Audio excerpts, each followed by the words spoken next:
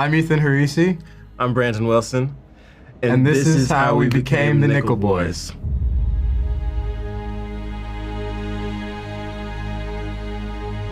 My character is Turner, and Turner is already in Nickel Academy when we meet him. And he's very intelligent, but in a different way. And I think the way he's been navigating Nickel is, it's survival. And also, since he's intelligent, the way he survives, he finds how to make this terrible place a little bit more comfortable for himself. And he knows how to kind of work the system a little bit to have some sort of position of, quote unquote, luxury within it, to have different privileges that other people don't have within it. He's using that intelligence and wit to his advantage, and I think which provides him with a certain amount of confidence, I think, which is very much questioned when he meets Elwood, and very much shown to be a very small confidence. And Elwood helps him to see that this world that he's living in isn't necessarily the only world, and he doesn't have to view it as this confinement of Nickel Academy as his only reality. My character is Elwood. He's this very intelligent and kind, morally sound, and politically active kid who was raised by his grandmother Hattie, and I think the love that she raises him with very much gives you a great understanding of how he became just this really, really great and kind kid. We're introduced to him outside of Nickel and how he ended up there. He was on his way to college, his first day of college, and he just ends up being at the wrong place at the wrong time, and he gets accused of a crime he did not commit and sent to Nickel Academy. Nickel Academy is a reform school that's based off the real-life Dozier School for Boys, where young boys were abused and faced a lot of just terrors and atrocities, and that's where Elwood meets Turner, and their ideologies clash and they challenge each other, and from that a very beautiful friendship is born, and we really follow how they impact each other and change each other in a beautiful way, and just start to shake each other's worlds up. You don't remember? Remember what? You really don't remember? I read the book kind of during the audition process. Honestly, just because I wanted to read the book. I thought that the script was really fantastic, and I just wanted to explore that world more, and I was familiar with Coulson's work. It didn't really matter if I was going to be involved in the project or not. I just wanted to, I wanted to read the book. And then it did end up, serving as a bit of a guide to understanding Elwood a little more, and I think that's where I mentioned earlier how his grandmother Hattie just brought so much love into his life. Through reading the book, I was able to understand that a little more, and that just helps inform everything about Elwood. So that's kind of the purpose that the book served in the preparation process.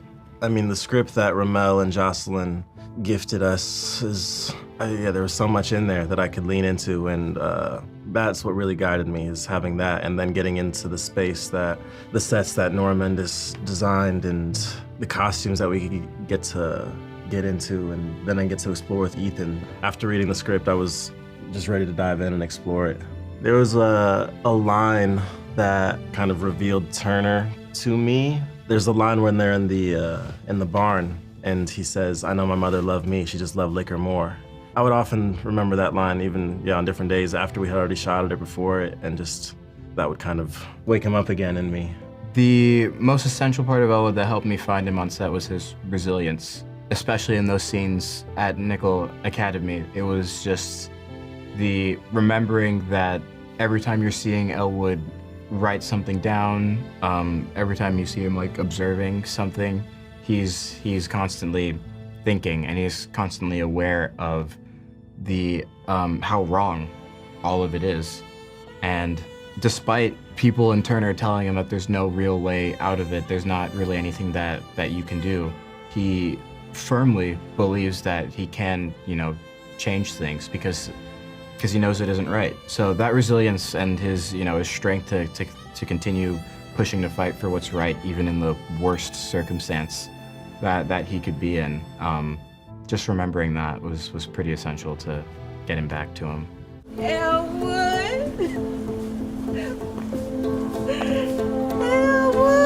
far as Ingenue Ellis-Taylor as a scene partner, I think Ethan can speak to it more because he's worked with her in different environments. But from my experience with her, I mean, it's so different because in the way we're shooting through this POV, early on, I felt separate from her. She was very much in a different zone when we were making the film. So I felt, we joke about this, like I never felt that I actually met Ingenue until 2 years after we made the film.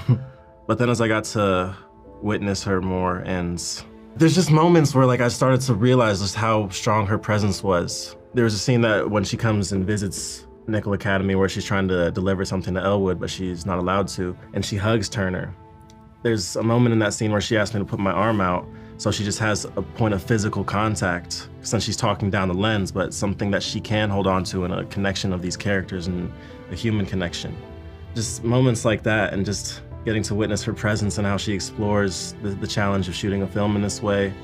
She's just, I don't know, beyond a scene partner, but just a presence and a person. She's a dream scene partner. No matter where you're at when you're in a scene with her, you have no choice but to be present, to be fully pulled into what's happening. Because as Brandon was saying, she is such a force. She's so observant, she's really seeing you.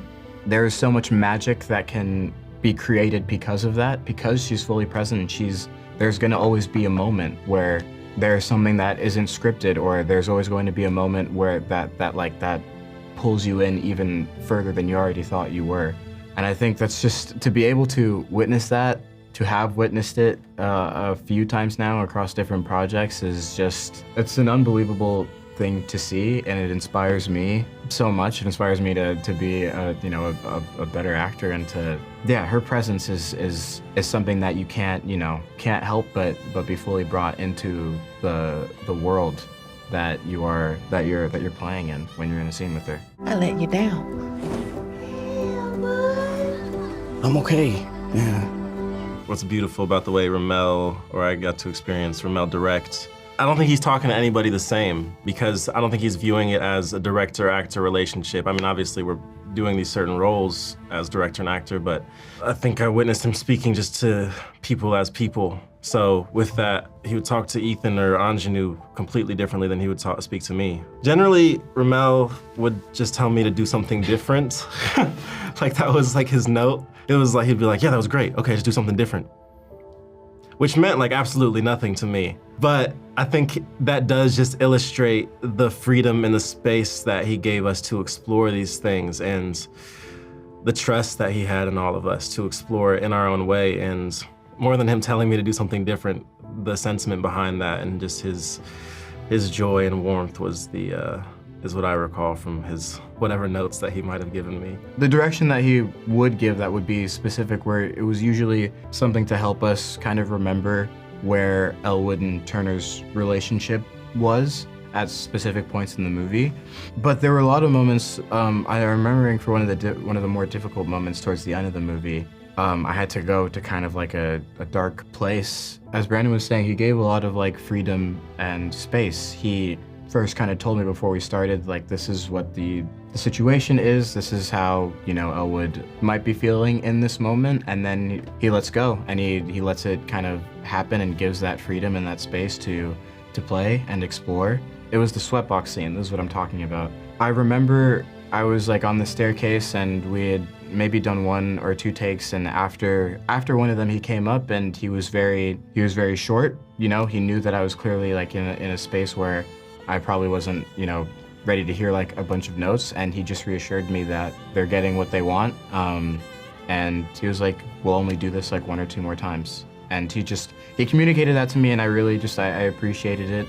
Just kind of not being overwhelmed with like a bunch of information, so that I was allowed to continue to remain in that space and perform for the few takes that we had to do after. The scene where Elwood and Turner first meet in the cafeteria is one of the more important scenes in the movie.